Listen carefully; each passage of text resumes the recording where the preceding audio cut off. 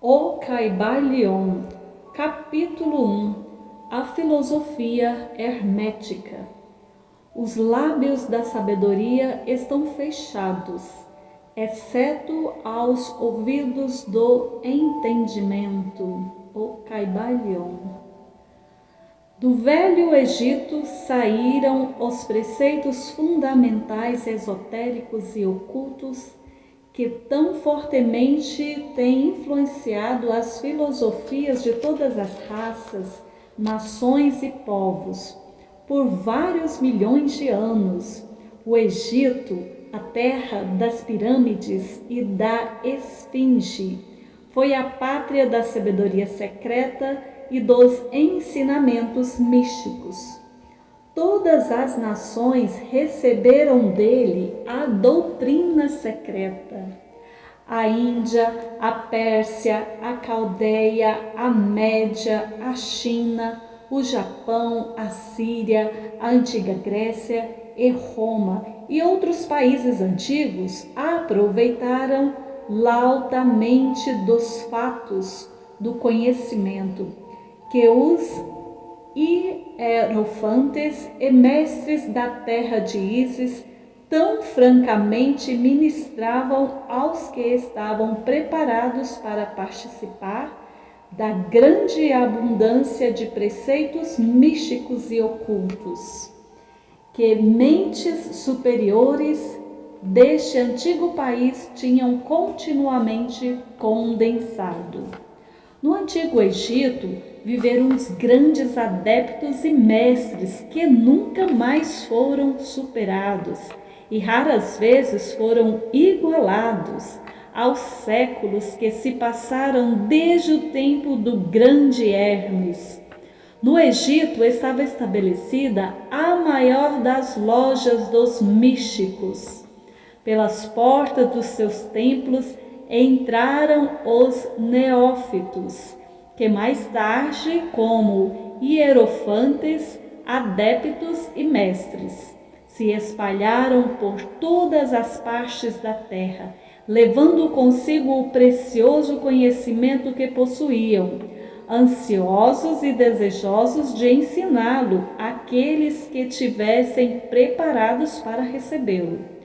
Todos os estudantes do oculto conhecem a dívida que têm para com os veneráveis mestres deste antigo país.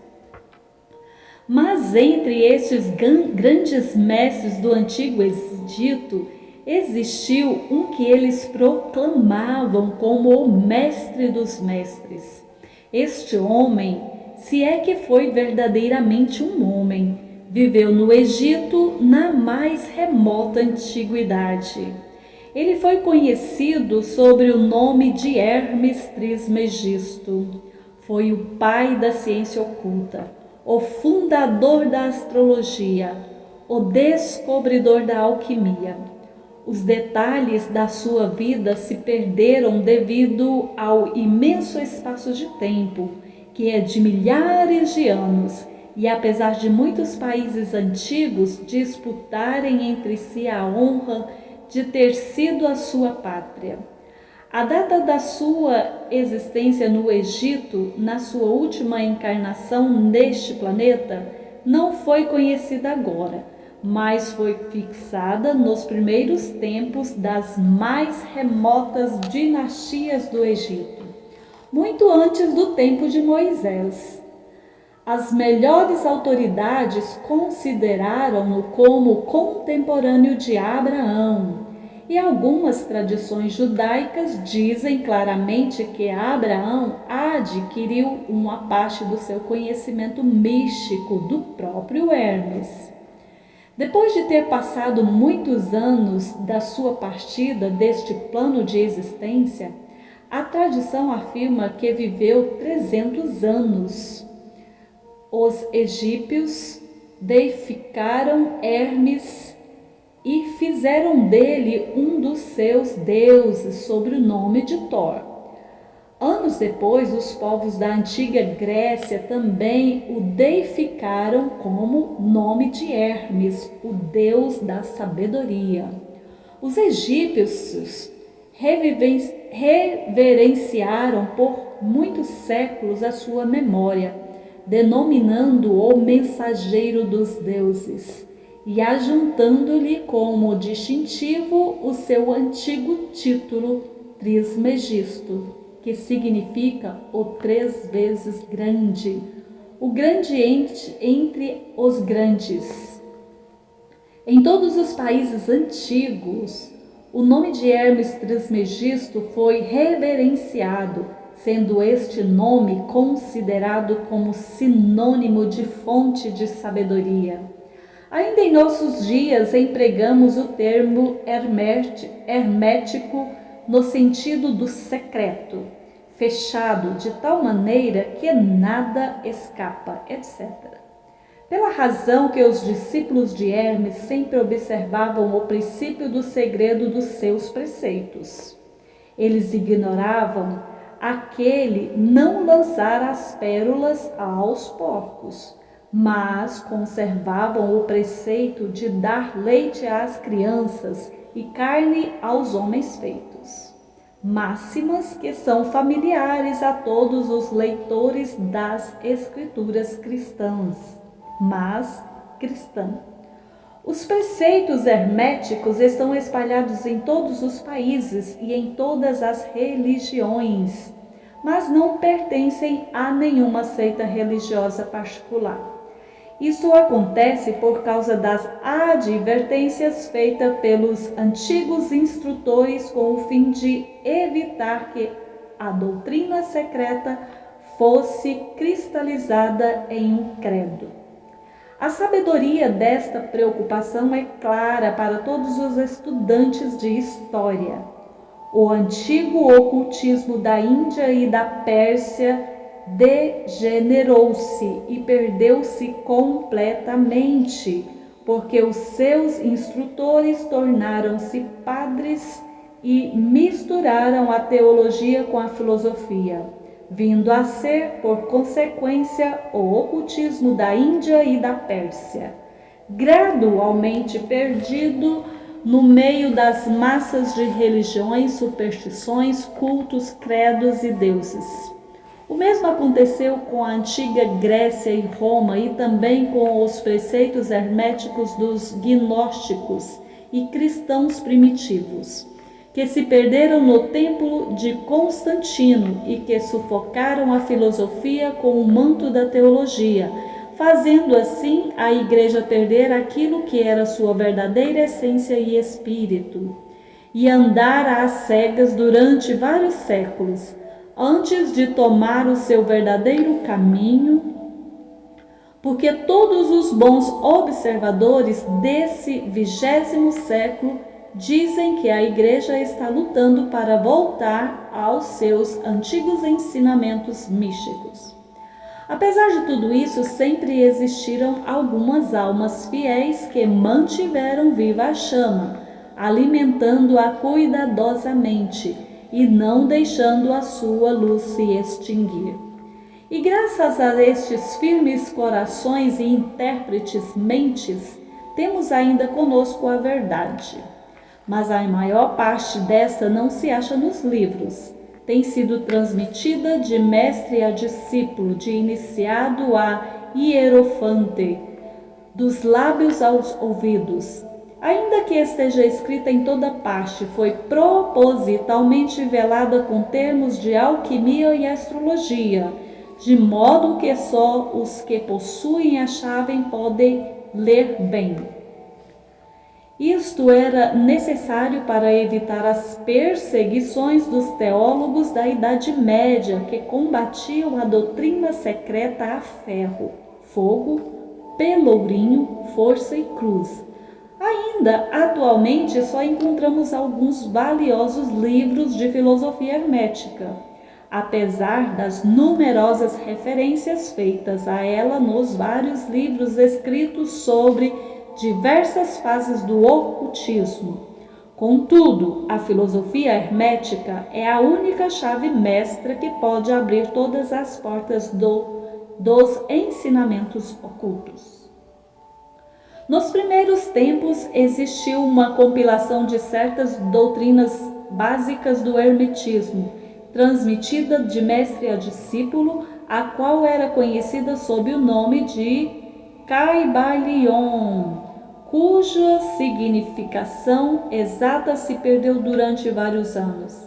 Este ensinamento é, contudo, conhecido por vários homens a quem foi transmitido dos lábios aos ouvidos desde muitos séculos. Estes preceitos nunca foram escritos ou impressos até chegarem ao nosso conhecimento. Eram simplesmente uma coleção de máximas, preceitos e axiomas, não inteligíveis aos profanos, mas que eram prontamente atendidos pelos estudantes. E além disso, eram depois explicados e ampliados pelos iniciados hermetistas aos seus neófitos.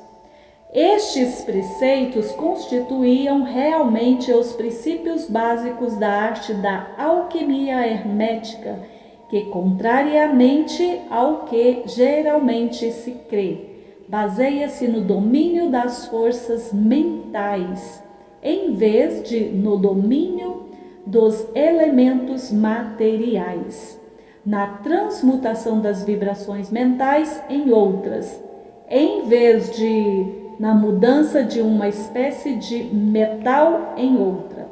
As lendas da pedra filosofal, que transformava qualquer metal em ouro, eram alegorias da filosofia hermética, perfeitamente entendida por todos os estudantes do verdadeiro hermetismo.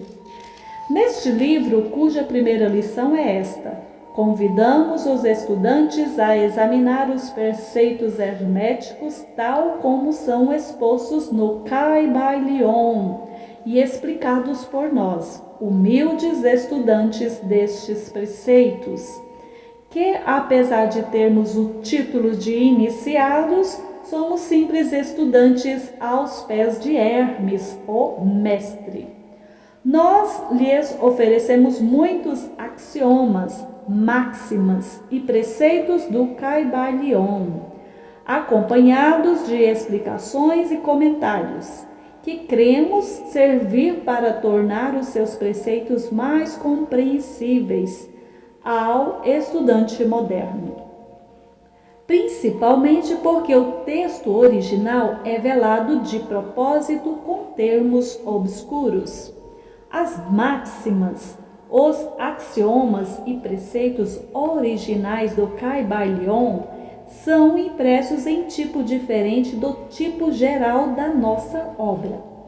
Esperamos que os estudantes a quem oferecemos a essa obra possam tirar muito proveito do estudo das suas páginas, como o tiraram outros que passaram antes pelo caminho do adeptado, nos séculos decorridos desde o tempo de Hermes Trismegisto, o mestre dos mestres, o 3 vezes grande, diz o Kybalion.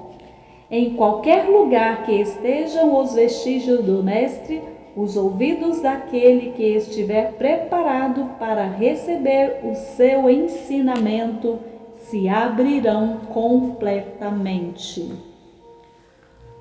Quando os ouvidos do discípulo estão preparados para ouvir, então vêm os lábios para os encher de sabedoria. De modo que, de acordo com o indicado, só dará atenção a este livro aquele que tiver uma preparação especial para receber os preceitos que ele transmite, e reciprocamente, quando o estudante estiver preparado para receber a verdade, também este livro lhe aparecerá. Esta é a lei, o princípio hermético de causa e efeito, no seu aspecto de lei de atração. Levará os ouvidos para junto dos lábios e o livro para junto do discípulo.